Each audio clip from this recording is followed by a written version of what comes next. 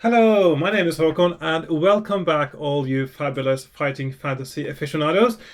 Because today I have decided, I decided recently that every time I finish a fighting fantasy book, I will play Fighting Fantasy Roulette again because I really enjoyed it last time and even more than the time before.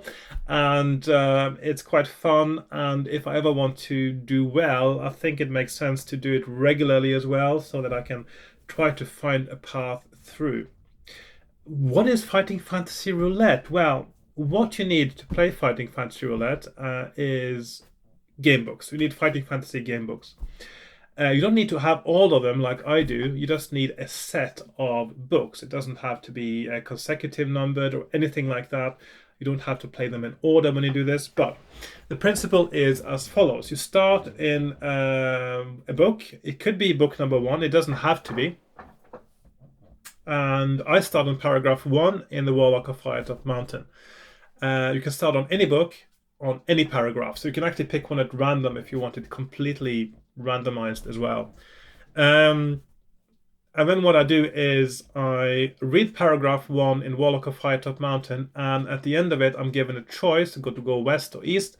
In that particular case, and I make a choice in that book, and but the paragraph number I get from that choice, I then go to the next book and read the paragraph in that book instead. So that would be Citadel of Chaos, since I'm doing them in order.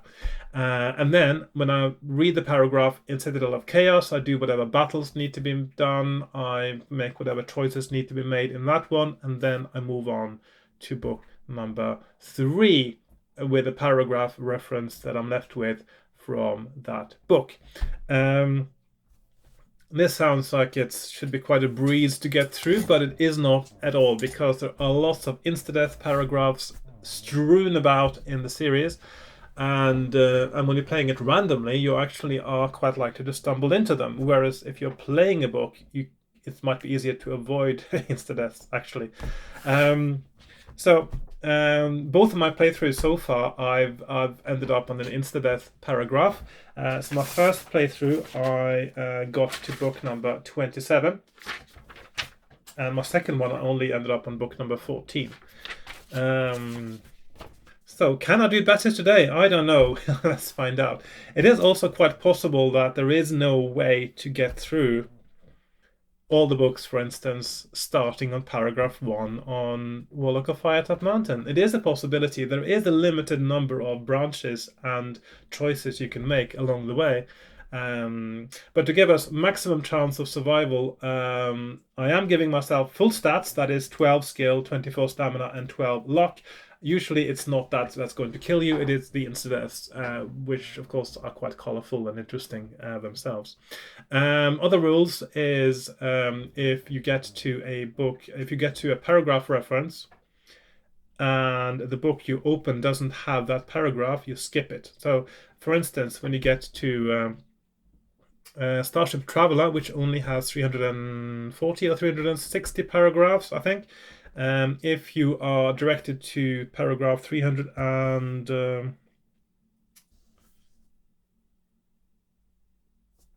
where are we now? 362, for instance, then you would skip it because you can't.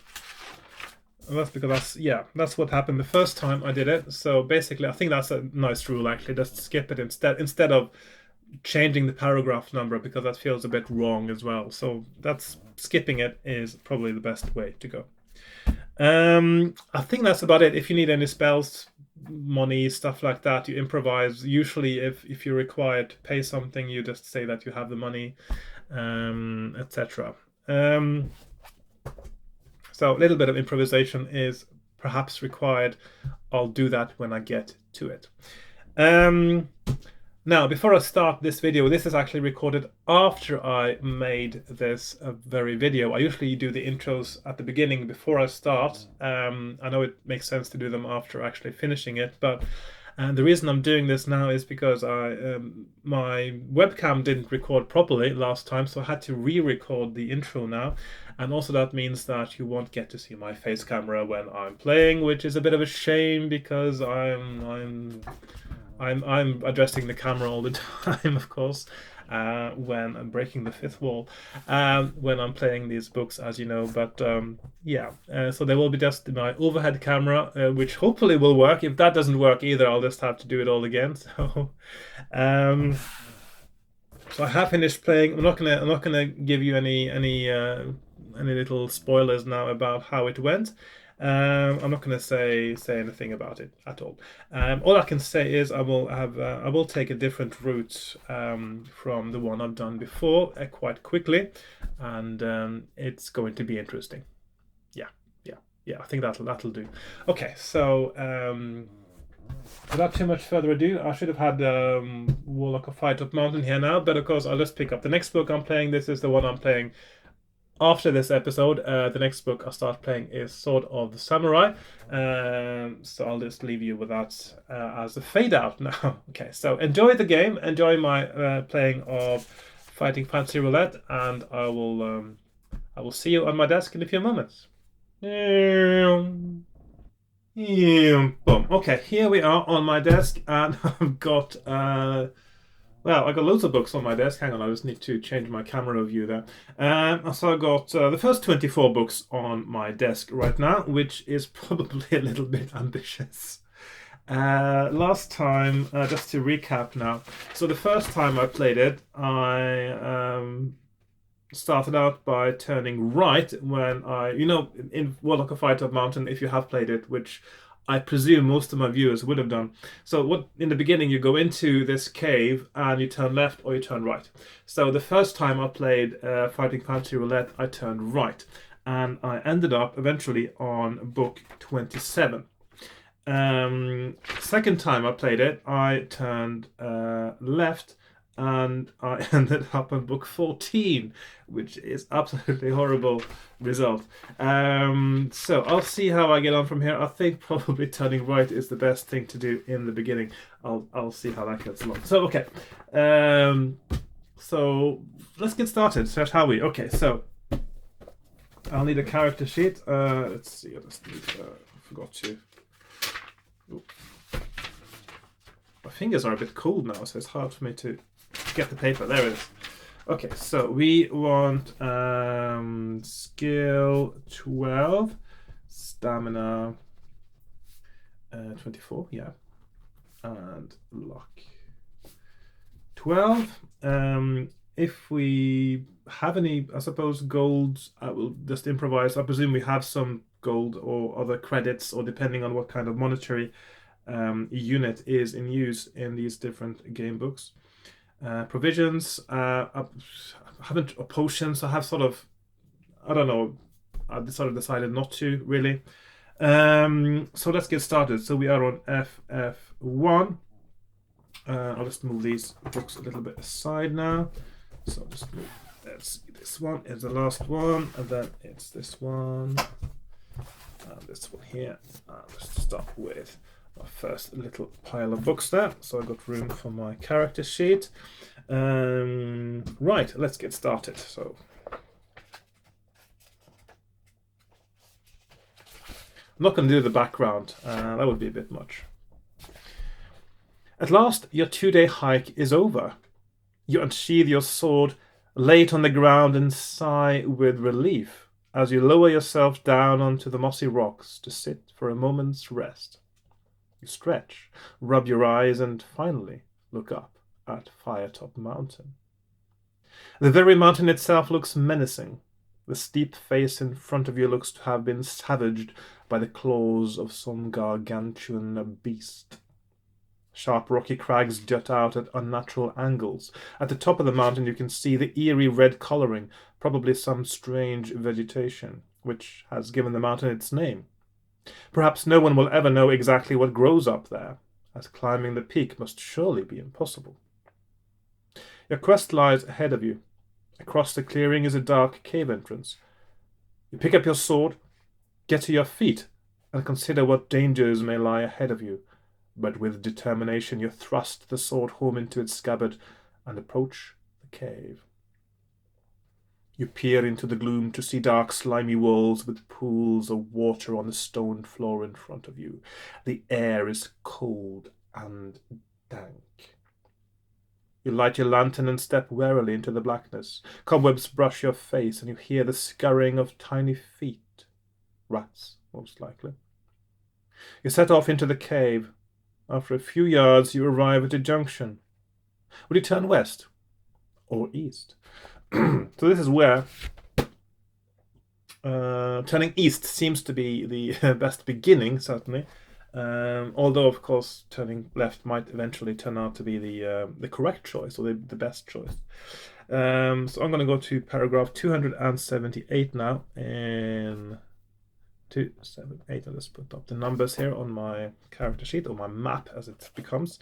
278, in the Citadel of Chaos, Steve Jackson's first solo written adventure. I quite like this one, actually. One of the things I like about Steve Jackson's books is that he gives you hints. It's not just are you going to open the left door or the right door, and if you pick the wrong one, you die, that sort of thing. And you have no idea of knowing which one is correct, which is how most of the books are written. But in Steve Jackson's books, there are sometimes little clues and hints that means that if you pay attention, sometimes when you're faced with a choice, you know what is going to be the right one if you've picked up the clues, which I really like. Okay, so 278. It does do weird monsters, though, and yeah, but very memorable, and a very memorable encounters. Runestones is a somewhat dangerous game, so it looks like I'm right into the gambling den now. But the prizes are high.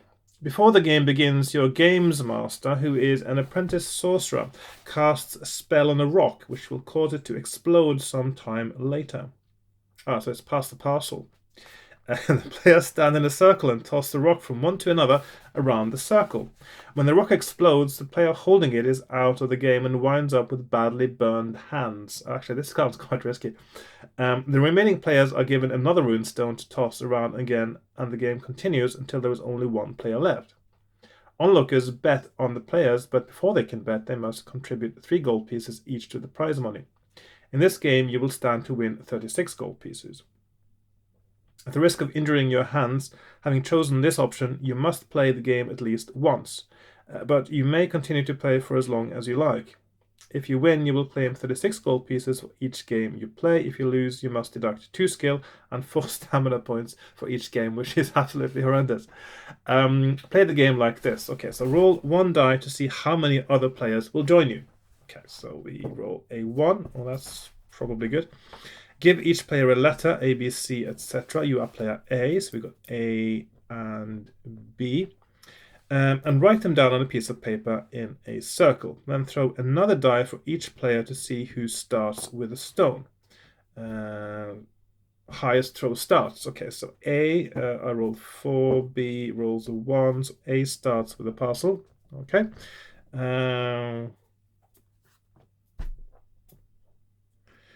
Throw 2 dice for the starting player, who must throw less than 12. Move on to the next player clockwise around the circle, who must throw less than 11. Actually, it's a bit riskier when there's just 2, but okay. Okay, as soon as one player throws higher than the target number, the stone explodes and that player is out. Okay, so 7. So that's okay. And the pastor, so I'll roll the 7, which is less than 12. Next, B needs to roll less than 11. So B, 11 targets. Yeah. Me again, 10 is the target. Yeah. B, 9 is the target. And that is that less than or exactly, because he rolled 9 now, just to make sure I get it right. So less than 12, so that means I roll 11, 10, 9. Yes, so he rolled on the target, which means actually it's, yeah. So that means it exploded in the hands of player B, which is not me. Which means I win. Yes. So, and that means I'm the only player remaining, and I win 36 gold pieces. So that is actually so gold 36. Okay, I'm not going to play that again. So when you have had enough, you may either play. That's quite a risky paragraph as well. Maybe it is actually safer to go the other way. I've completely forgotten that this was the game that I got to when I went the first time, because it has been quite a while since I played this now. So that means that whatever you do, actually, in Fighting Fantasy Roulette, if you start from a Warlock of Fight of Mountain, paragraph 1, it is a bit risky either way, actually, what happens, but it's probably safer to fight the tentacled beast in, in this book as well, which is what you get if you turn the other way. So, yeah. Anyway, no risk, no reward. When you've had enough, you may either play 6-pick, 171, knifey, 365, or you may leave the gaming room. So I've got 3 different options. Let's just have a little look now. Last time I decided to leave the gaming room was my what I decided last time, and that looks like it's actually a good idea. So I'm going to do the same again and go to FF3, paragraph 31. Okay. So that is that. Where is my... there it is. Okay, I just couldn't find my Warlock of Fire Top Mountain there. Okay, so out of the way, and book number 3, which of course is The Forest of Doom, with the very memorable cover there. The stuff of nightmares, of course, if you are so inclined. And I am going to paragraph 31. You crawl out of the tunnel and step out onto the ladder on the wall of the well. You climb out of the well and return to the path. Turn to 362. Nice and uneventful. We like a bit of uneventful things as well. 362 is our next FF for 362.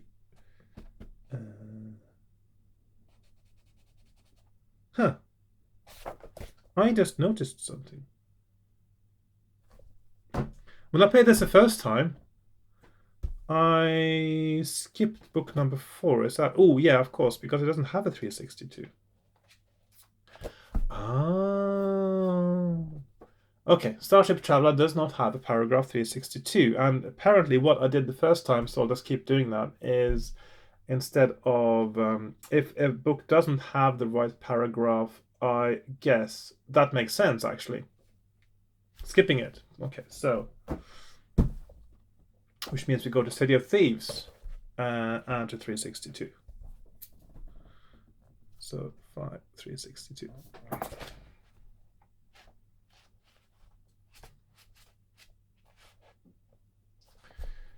The boots fit perfectly. Well, of course they do. Of course they do. What boots, you say? And walking about, you feel very sure-footed. Yes, good. They are magic elven boots. Ooh. Add 1 skill point to your total and set off east again. Okay, so that is skill plus 1, 13. Turn to 103. So FF.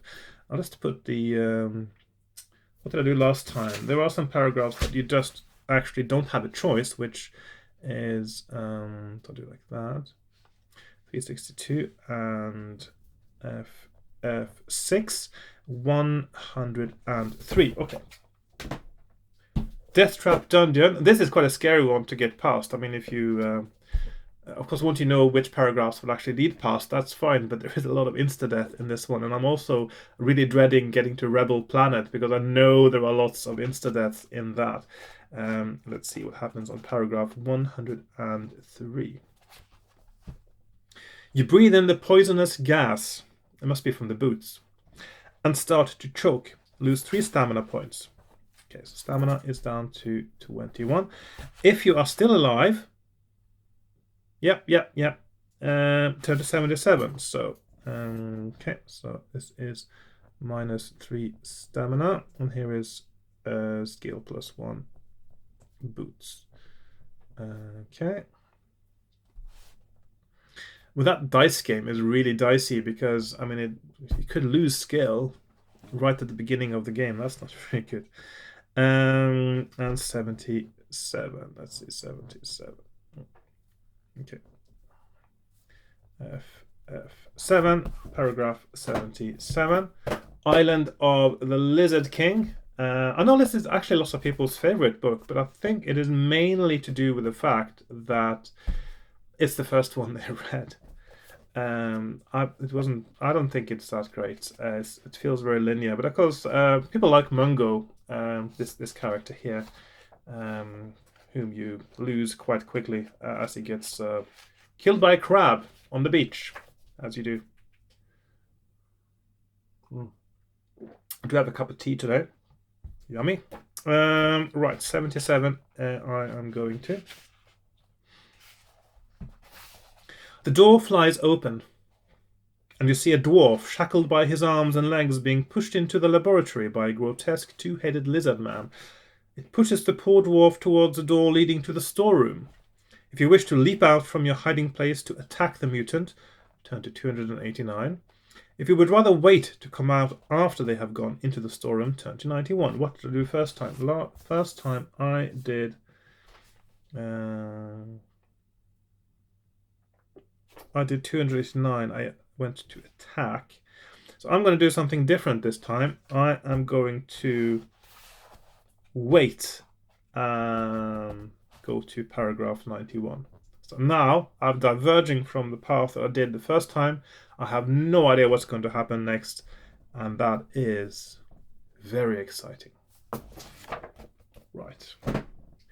Scorpion Swamp, and this is by Steve Jackson, of course, and American Steve Jackson, who writes very differently actually, because he is what he does is he is not as focused on getting choke points as, I mean, Steve Jackson and Ian Livingstone. I mean, UK Steve Jackson and Ian Livingstone.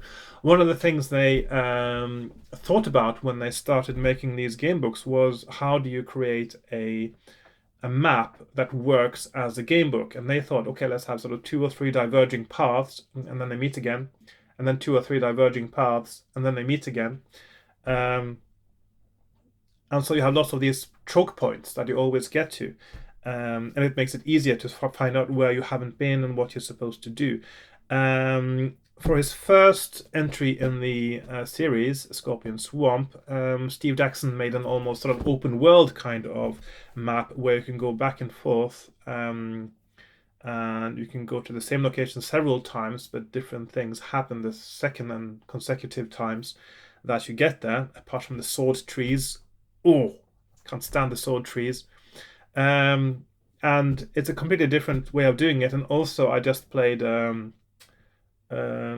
of the Deep, and that is also a really bizarre structure because it's actually possible to take a short path that basically bypasses all the interesting stuff, and you shouldn't be allowed to do that. I think in the game book, it should direct you a little bit towards the interesting things, otherwise you might get bored. So his approach is completely different. It's a little bit refreshing as well, but sometimes it seems a bit more. Yeah, I'm not sure it's as considered as the other approach, and I think the other one, making it more linear but not too linear, works better. So anyway, that's just my opinion. Paragraph 91. Roll 2 dice. 11. If the result is equal to or less than your stamina, yeah, okay, that's fine. You made the jump.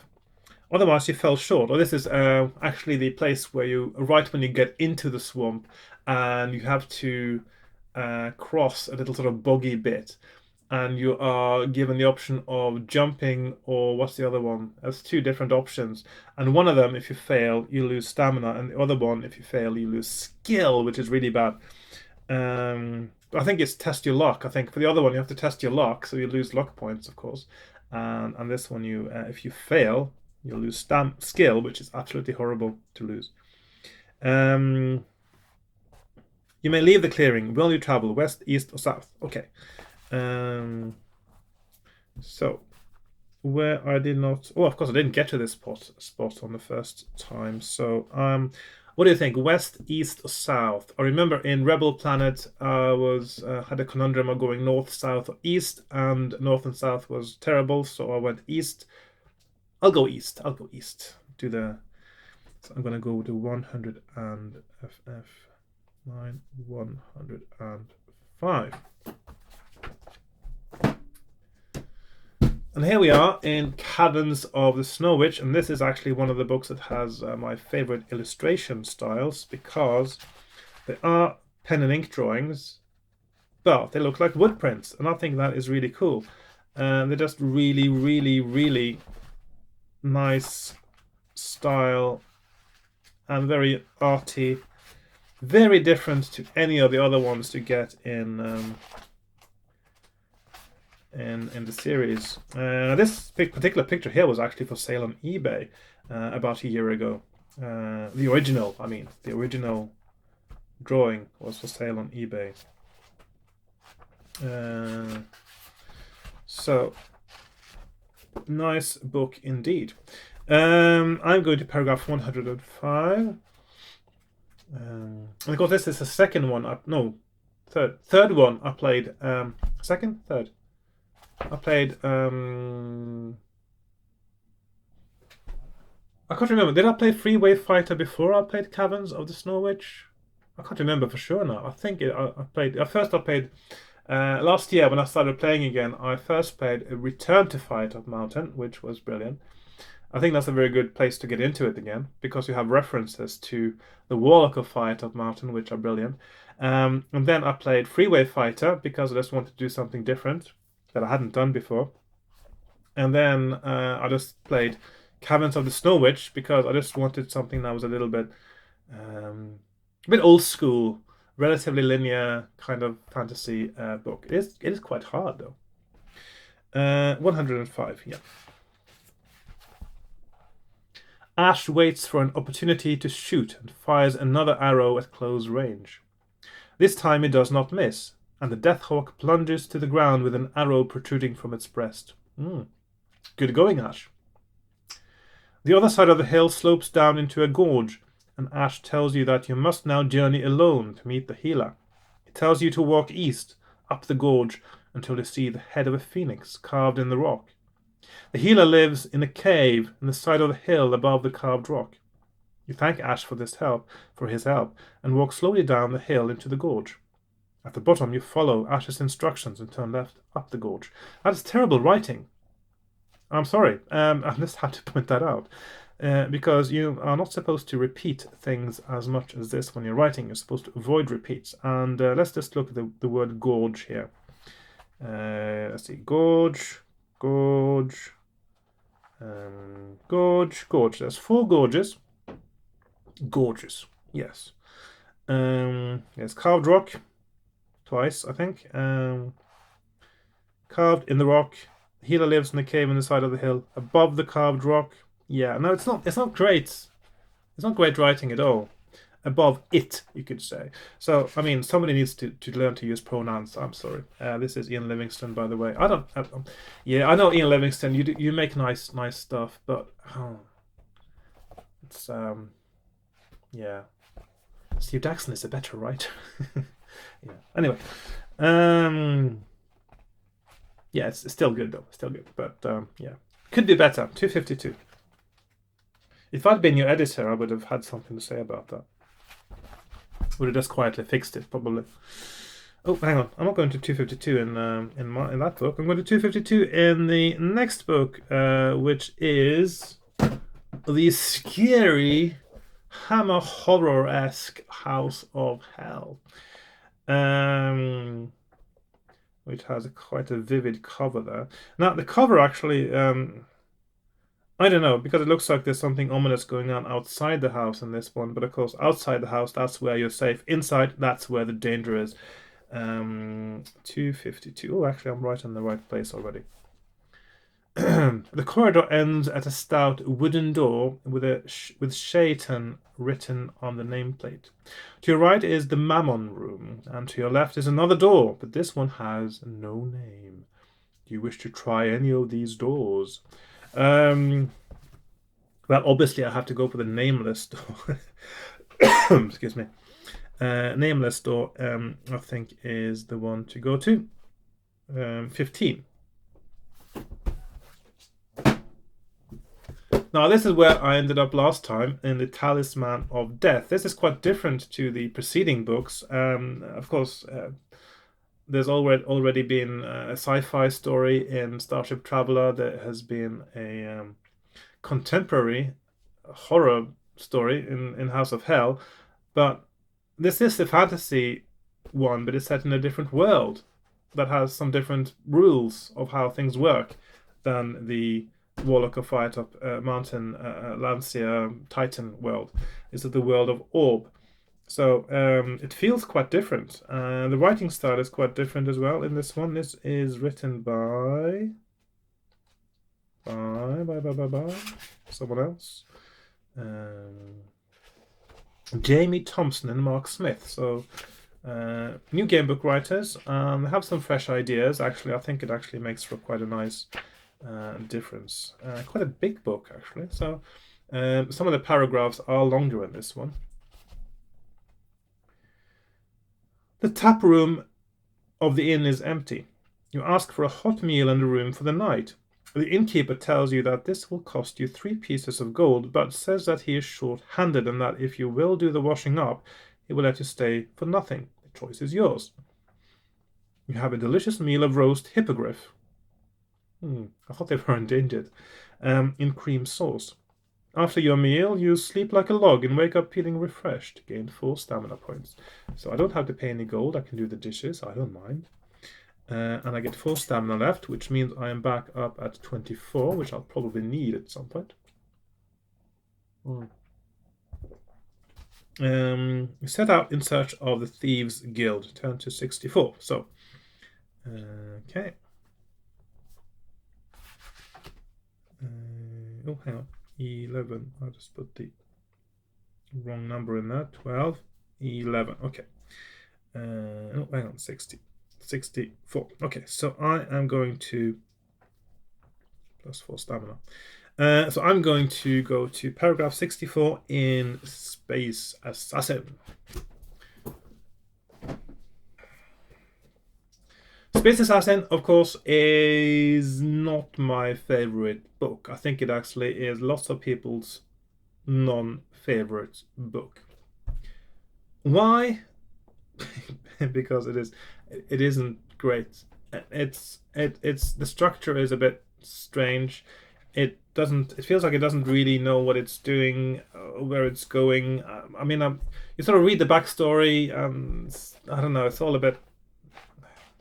It has some nice things in it, like the different weapons and things, but it's just no, it doesn't work. It doesn't work for many reasons. It has some sort of meta mini games that, and there's a tank game thing that actually feels like more work was put into it than the rest of the book. It's yeah, it's got nice illustrations though, very nice illustrations. But yeah, it's not my favorite. I was actually quite relieved when I was finished playing this one. Paragraph 64. Yeah. Let's see. You are on a grass-covered plain which continues into the east and west. Oh, this is actually another part that was really annoying. You can there's like a planet inside the spaceship, and if you go down on it, you just go round and round and round until you find the right place. It's just, yeah. You're on a grass-covered plain which continues into the east and west. To the north is a forest, and to the south are some low, rocky hills. Will you go north, west, south, or east? Let's go east again. Let's just do east now. So 13, and we go to 102.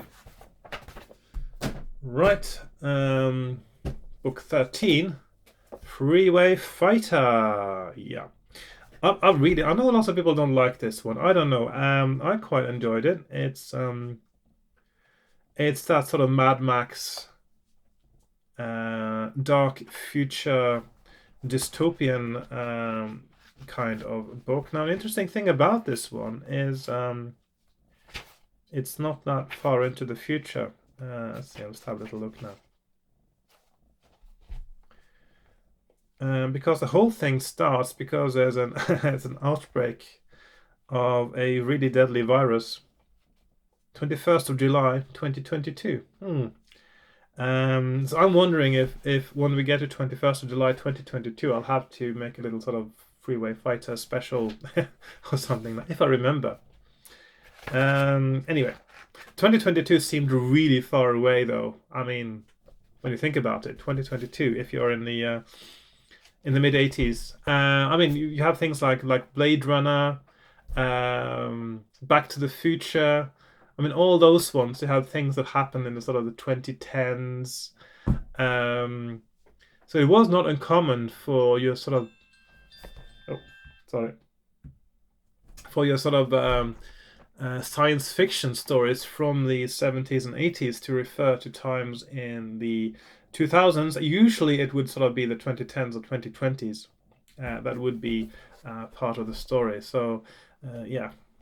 I think William Gibson and his books, like Neuromancer and things, I think they take place in the 2020s as well. I can't remember for sure now. Anyway, lots of 2020s stuff. The world is not the same as predicted. Well, luckily or unfortunately, depending on which way you look at it, depending on whether it's dystopian or utopian, futuristic settings. So you signal to Amber to open her door and begin firing at the Doom Dogs. Your own door is sprayed with bullets as you open it, just when your 4 opponents begin their barrage of fire.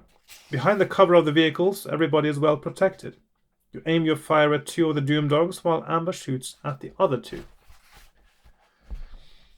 First Doom Dog, second Doom Dog. Okay. During the shooting combat, both Doom Dogs will fire separately at you during each attack round, but you must choose which of the 2 you will fire at. Against the other, you throw for your class of fighting against 2 opponents standard rules. Attack strength in the normal way, but will not wound him if your attack strength is greater. You must just count this as though you dodged his bullet. If you win, turn to 154, but reduce a skill by 1 point if you are shot more than once during the shootout. Ooh. Okay. Now, how was fire combat? Again, just to check now, because that is different to normal combat. So,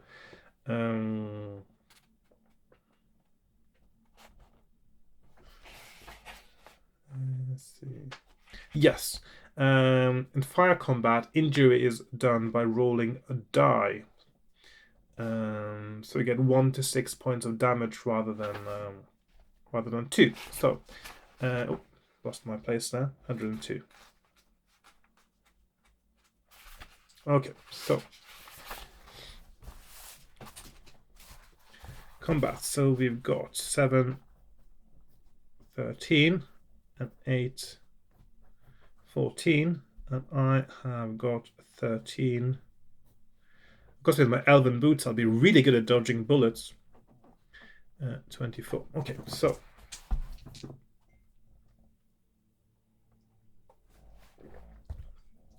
I'm going to start by attacking the one with the lowest skill first, I guess. So I've got a 6 skill point advantage. He rolls a 3. I roll 4. So I injure him for 1 point of damage. He's down to 12. The other one, he rolls 4.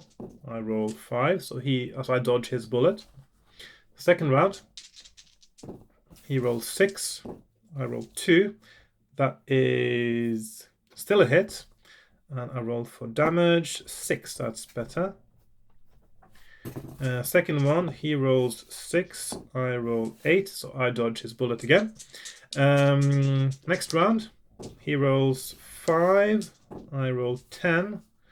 And I roll for damage. I roll a 4, so it's down to 2. Second one rolls 5. I roll a 4, so I dodge his bullet as usual. He rolls a 6, I roll an 8, and I roll damage 1. Okay, still alive. Second one rolls a 10. I roll an 8, so I dodge his bullet again. And then first one rolls a 7, I roll a 9, so he is dead.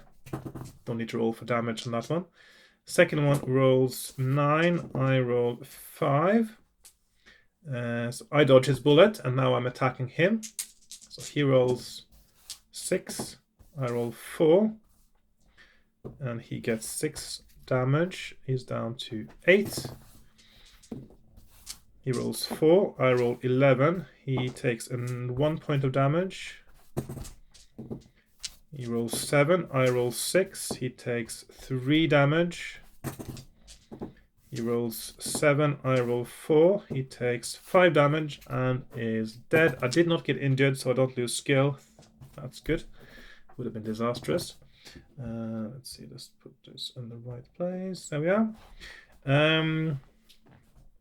If you win, turn to 154. So 154 and FF 14. So I started in Warlock Fighter Mountain and ended up in a gunfight. Well, they say don't bring a knife to a gunfight, or don't bring a sword, I suppose, to a gunfight. Of course, in this one, I just obviously have to presume I do have a gun, because otherwise that doesn't work. So that's part of the improvisation of Fighting Fantasy Roulette. Fighting Fantasy 14, Temple of Terror. I really like this cover illustration. It's one of my favorites, actually, from back in the day. There was something very appealing about this. I'm not sure, it's a combination of the colors, the details, the lighting as well. It's very vivid. I think I had this book back in the 80s. I can't remember having played it, but I did have. The thing is, I really enjoyed playing Warlock of Firetop Mountain, and then I bought several other books and I played them a little bit, but still, I don't know. I didn't spend as much time playing it. I didn't have as much patience for it, I think, as I do now. And so many of the books I had, some of them I never played. Some I just started playing very briefly, and others I did play a bit, but I've sort of forgotten about it again. I know I played Scorpion Swamp a bit. I'm sure I played Death Trap Dungeon a bit, things like that. But yeah, I can't remember. When I played this again, I couldn't remember anything from it. This is another one I'm not too keen on, to be honest. It's got some, yeah, I don't know. There's something about it I don't quite like. It's all right. It's all right. 154. I am disappointed. Oh my god. I'm disappointed in you, warrior, continues the talking head. I had expected better. Green smoke starts to pour from its mouth and you start to panic. Before you can reach the door, the smoke starts to swirl around your face, making you feel disorientated. Lose 3 skill points and 4 luck points. Oh. Okay. So skill is now 10. Luck is 8. That's terrible. Okay, so minus 3 skill, minus 4 luck. I do want to avoid that one next time I'm playing Fighting Fantasy Roulette, I can tell you that. When the smoke finally drifts away, the bronze head is still. Oh, hang on, I just had to point this as let's see, battle. Yep, so that's the one there. When the smoke finally drifts away, the bronze head is still and silent. You walk out of the room and up the corridor, turn to 17. So F15, paragraph 17. Minus 3 skill and minus 4 luck. I mean, are you serious? Oh, yeah. Okay. Next up is the Rings of Ketha. Now, the problem I had with this book, I mean, there's some good bits here too, of course, but the problem is you can get to the end and not really feel like you try to solve a case. You're sort of an investigator, agent type of person. But you can get to the end without really feeling like you know what's been going on, which I had to take big issue with. I mean, you sort of get to the end and you sort of, oh yeah, you kill or whoever is responsible, and you don't really understand what's going on. So the narrative isn't really building up around the story or the game, I think, in this case. But it's all right again. 17. Okay. Let's see. That's also one you can't choose. Test your luck. 8, which means I am lucky. My luck goes down to 7. If you're successful, turn to 3. Let's see, so luck. Let's put luck there. 327. So F16 327. Okay, next one up is Seas of Blood. This is actually the only one I haven't finished playing. I mean, I haven't won in my current sort of run of playing fighting fantasy game books. And the reason is, I mean, first of all, the setting of it and the idea of it doesn't appeal to me that much. While I did enjoy playing Pirates on the Commodore 64 and Amiga back in the day, it feels different to this game. I mean, in this one, you're not the hero. You are not a hero. You are actually an evil pirate murderer who go around stealing things and killing people because you want money. That is something that I don't like romanticizing so much. And also there's something weird about the structure of this book, because you can go to different locations and it's sort of open world-ish. And each of those locations will take you a certain length of time, or different lengths of time depending on some dice rolls. And you get certain amounts of money from them, and then you have to sort of make sure that you find a route that gives you the right amount of money without having spent too much time, and some quite tough hazards along the way. I enjoyed playing it, but I got to a point where I did not longer enjoy trying to find out how to get through, and that's where I stopped playing. So the thing is, about a good game book should make you want to solve the puzzle of finding the right path to the end, and this one didn't actually, for me, do that. And even with mapping, it's actually quite tricky to find out what to do. Okay. Oh, it's combat again. It's going to be much harder now. Okay. The door crashes out at you when you turn the handle, as thousands of gallons of water pour through the opening and into the pit, rapidly filling it. As you struggle to keep on the surface of the churning waters, you notice a couple of dark serpentine shapes slide through the doorway. They are ferocious elverines, blind and grossly distorted, man-eating freshwater serpents. Smelling your, no doubt, distinctive odor, they rush to attack. You fight them one at a time. Okay. And then I win and go to 65 when I've done those. Okay, so 65 is next. But here it is, battle. I'll just put that up here. So that is 8, 6, 7, 4. And I have 10. 24 right now. So, okay, first one, I've got a... Ooh, suddenly got really bright here, didn't it? Where did the sun come from? Hang on, I'll just see if I can reduce the exposure just a little bit. There we are.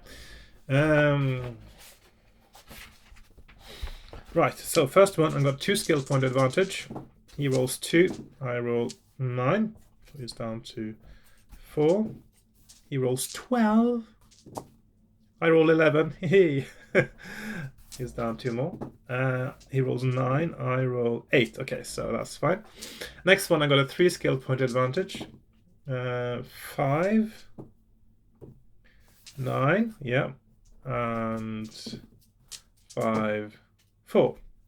Also dead. Okay.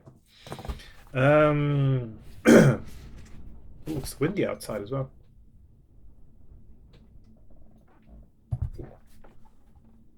I'm not sure if the sun went again permanently now. I'll just put that up again. Okay. 65 is next. I had a lot of fun with this one. Ooh. I don't want to use auto exposure because it goes up and down randomly all the time, so I'll just do it manually. Okay. Appointment with Fear, in which you are sort of a superhero. It's a contemporary superhero fantasy setting, I would call it. So I think Superman, Batman, all those ones, Spider-Man, and there are lots of references to names from some of the major superhero characters as well in this book.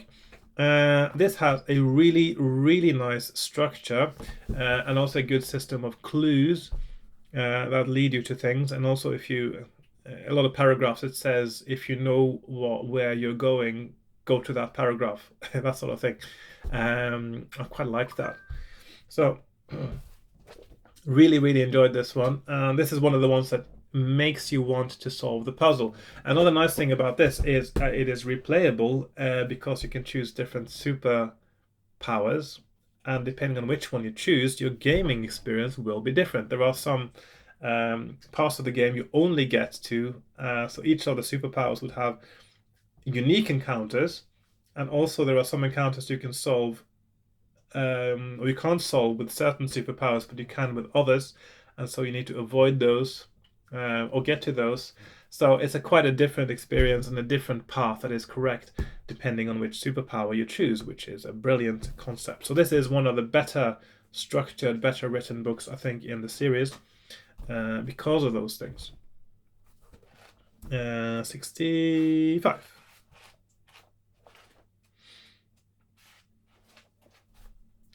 As your fist lands a mighty blow on its chest, something rather unexpected happens.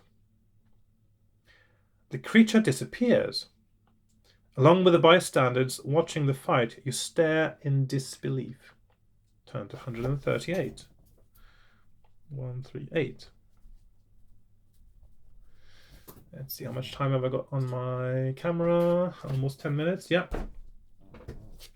Okay, now we have Rebel Planet. This is the one I just finished playing not long ago. I really enjoyed this one as well. This is also one that makes you want to win it, to make you want to find the right way through. When you start out, you're not sure, but quite quickly it sort of grabs you, and I think it holds you in as well, and you get a feeling of the setting, etc. One thing I'm a bit pensive about now is I know that this one has also got quite a few dead ends. Well, let's get to it. So 138. Fingers crossed. You have a fantastic meal. Cross 40 credits off your adventure sheet. 40 credits that's not a lot of money actually in terms of sort of gold terms. 1 credit is very close to 100 gold actually. So gold. Oh, sorry, not 1 gold is not too far off 100 credits. So I'm gonna go down to 35 gold pieces, I think. The Rhodesians, who enjoy the good things in life, have perfected the art of cooking food which is pleasing to both the eye and the taste buds, and also highly nutritious. You may restore 3 stamina points. Yeah, I don't need those. The waiters in the restaurant are all human, apart from the imperious head waiter, who watches everything with an eagle eye. One of the waiters comes over to inquire whether you would like anything else. He talks most peculiarly. Another meat course, sir? Or some parkin? You tell him you've had plenty and get up to leave. Will you go to the bar, or do you have an appointment to keep? When I've been at this point in Rebel Planet before, I didn't have an appointment to keep. So this time I'm going to go to the appointment paragraph. Even though, of course, that's not where I'm going, because I'm going to the next book, which is the one I just went through, which is Demons of the Deep, again by American Steve Jackson. I said something about the structure of this before. It's not, I don't know, it's not the greatest, I think, in terms of structure. One of the nice things about it's one of those books that you can also beat on the first try, actually. It seats itself solemnly on the fine... Sorry, I'm getting a bit sniffly now. It seats itself solemnly on the fine sand and begins to lecture you, emphasizing its point with a long forefinger. Black pearls are magical wealth, and will bring you more wealth. If you have a goodly pouch of pearls now, 'twere best you confronted your foes quickly, ere night falls. If you require more pearls, you may brave the Kraken's lair, but 'tis an undertaking most fell. With that, the water sprite vanishes. If you think you are ready to find and confront the pirates, turn to 382. If you are not yet ready, you can swim towards the coral formation that the sprite indicated was the Kraken's lair. Turn to 87. I think I'll confront the pirates, I think. 382. FF20.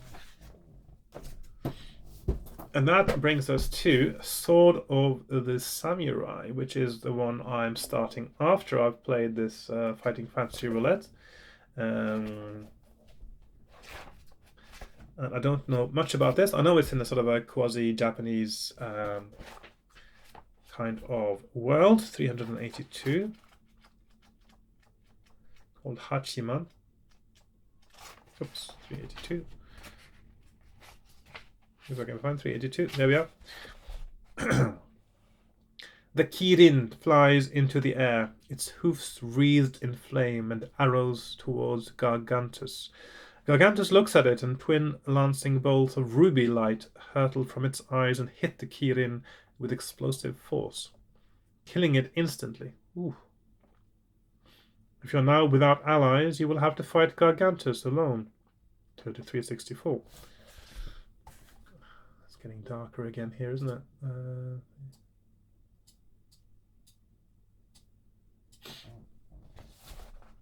If you have Eleanor the Enchantress as your ally, turn to 22. If you have the Golden Company as your allies, turn to 198. Now, I think in this case, I'm not going to pretend that I have something that I don't,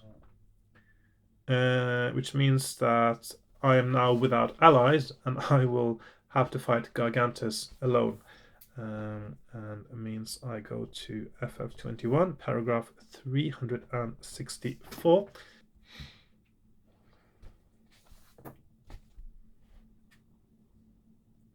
So yeah, 364 in the next book. And the next book is, if you're keeping track, Trial of Champions. I used to have this book, and I remember starting to play it, and I thought it was quite exciting, the gladiatorial stuff, but I never got to the dungeon, I don't think. I can't remember getting past the beginning part of this book. 364. Let's find out what's going on there. At the bottom of the steps there is a large cave which is partly submerged in gently bubbling water. Steam rises into the cold air, and you see a tunnel exit in the far wall. Sitting on a rock in the middle of the underground lake is a beautiful woman singing a magical song. She is a siren, one of a human-like race of evil seductresses. Her song is to lure you to her so that she can slay you with her long knife as a sacrifice to her gods. Roll 1 die. 2. If you roll 1 or 2, turn to 103. 103. FF22. And the next one is the last one that was made by American Steve Jackson in the series. That is a Robot Commando. And I don't know much about this, but apparently you are controlling these mechanoids, robots, and fighting dinosaurs. I don't know. Let's find out.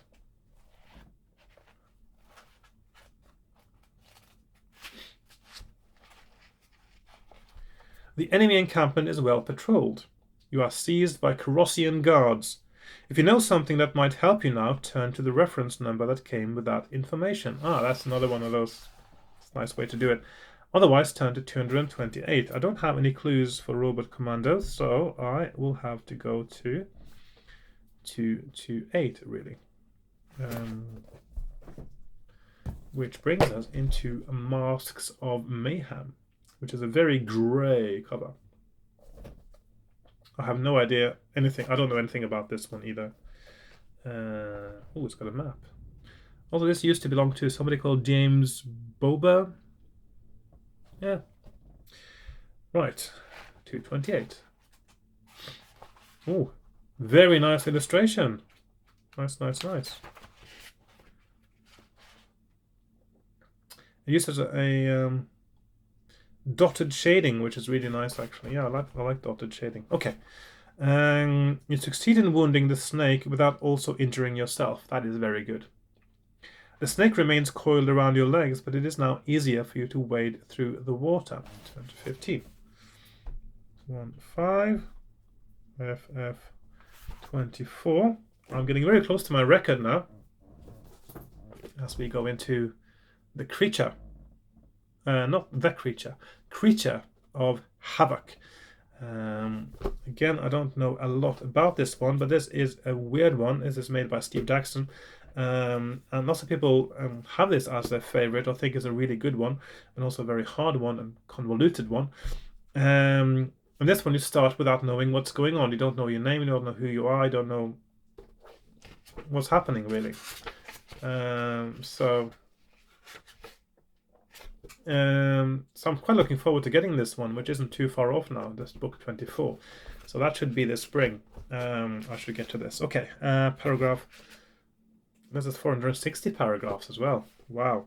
15 is where I'm going. Oh, it's quite a long introduction there. Okay. Very long paragraphs here. Let's see. 15. All is silent as you enter. The room is large with a high ceiling and a musty smell permeates the air. There are 4 doors leading from the room, one in each wall.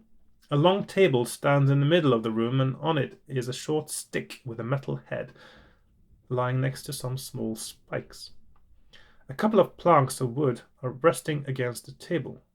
This is evidently a workroom of some sort. In one corner of the room you find the products of the work carried out here, or carried on here. 2 tall and thin wooden boxes, almost as tall as you are leaning against the wall. They are standing next to a hole in the wall, just above floor level, which is wide enough to fit one of the boxes through. You puzzle over this for some time. What do you want to do?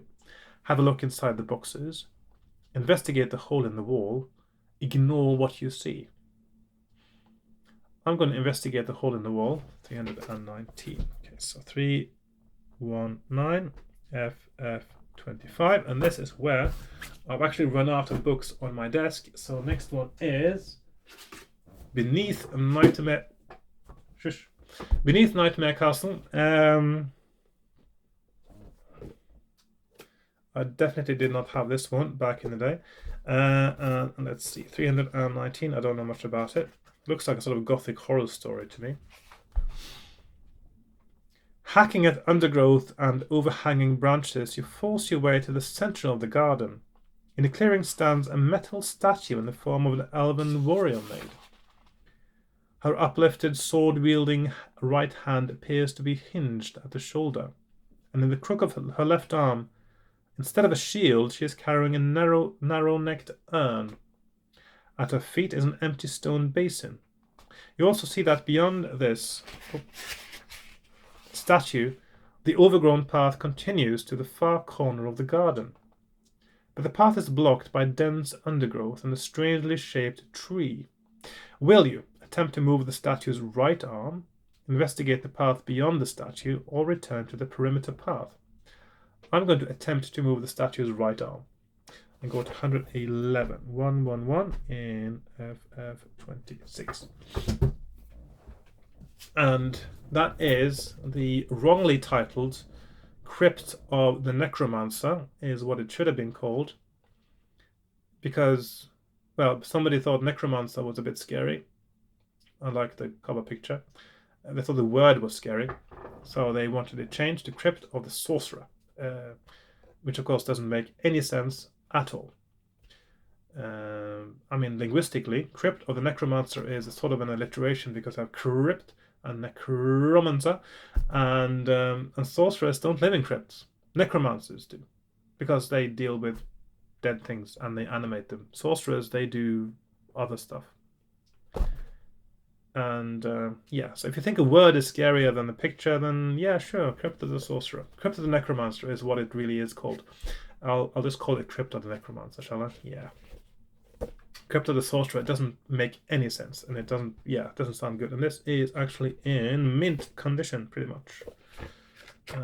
Right, so we have 111. Oh dear.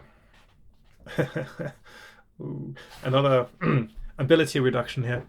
The helmet fits tightly on your head and is quite uncomfortable. You decide to take it off, but find that it is impossible to remove it. Lose 1 luck point.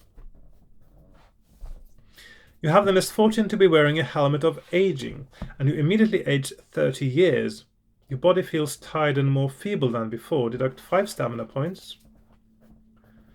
And 2 skill points. With this new problem to preoccupy you, you consider your options.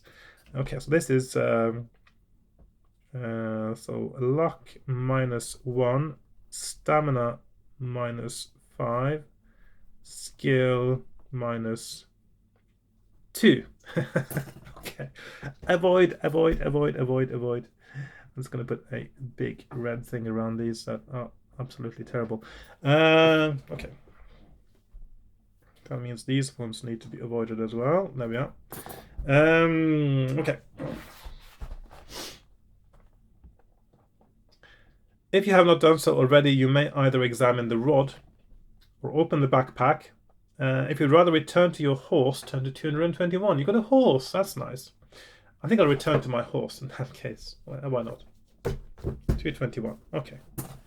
221 FF27. See, if I hadn't started with max abilities now, I would have been almost dead from loss of a skill. So now my skill is 8, stamina 19, and luck is 6. Skill 8. Started on 12. Okay. Back in space. Going back in space. Okay, Star Strider. With this strange looking creature on the front. Nice color scheme, by the way. The unscrupulous Gromulans, etc., etc. Okay. 202. I don't know anything about this one. I was never into the sci-fi ones when I was wee, so this never got a glance in. This is also in pretty good condition. You wander around the streets, but see nothing to help you in your task. Eventually, you see a Grom who is accompanied by 2 guards. You follow at a distance. They are conducting some kind of survey. Reckoning that the Grom must lead you to a come-term sometime, you stay on their trail. They reach a huge steel mesh gate. Open it up, go through, and disappear into the deserted side streets.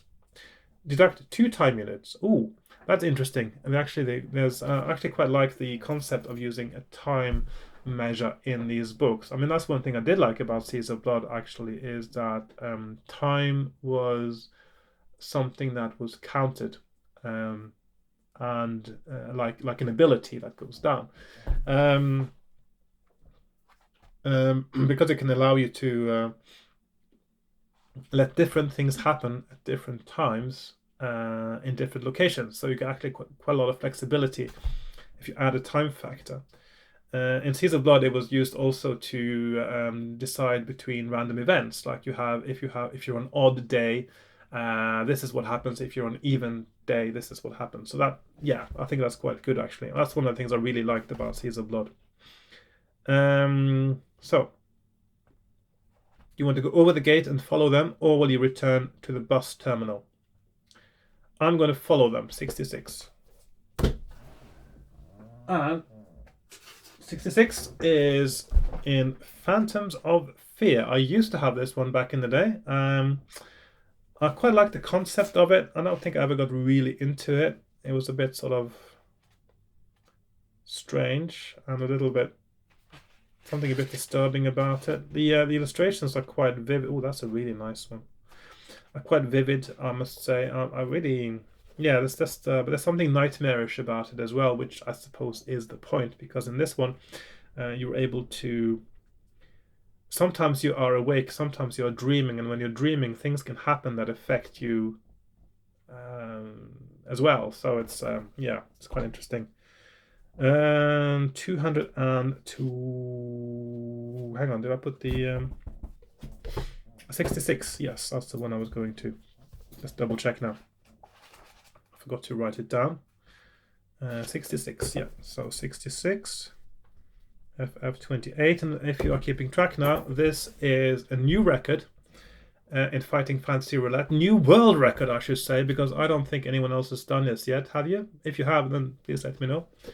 But if nobody else has done it, this is the new world record to be on book 28. Okay. And yeah, that is a new world record. The door is not locked for the simple reason that the room is empty. You poke around for a while but find nothing. When you come out, you are confronted by a squad of guards. You try to persuade them that you are a dark elf with legitimate reasons for searching rooms, but they are not convinced. You are frog marched off to Ishtra's dungeons, where you will spend the remainder of your short life.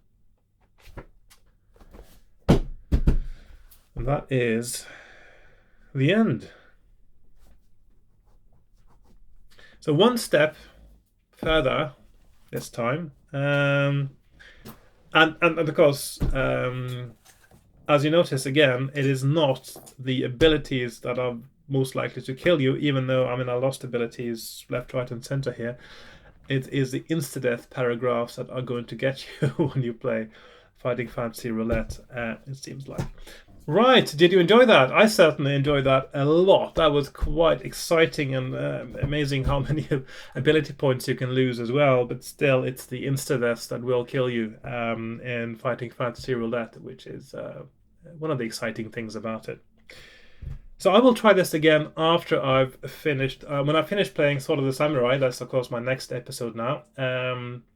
I will then also play Fighting Fantasy Roulette again. I will have a look, because now I've got 3 playthroughs, 3 maps. I suppose I could sort of try to draw a kind of map for this, even though it would get quite big because it would be a branching map. So it starts at like a pyramid, and get wider and wider as you go down. Unlike a normal Fighting Fantasy map that actually branches and goes back into choke points, yeah, it'll be a really big map. I may try to do something though, just to make it a little bit easier to visualize. But yeah. Anyway, thank you very much for watching. I hope you enjoyed it. Please like, share, comment, subscribe, join me on Patreon, all those things, and I will see you in my next video. And goodbye for now. Bye bye. Yeah.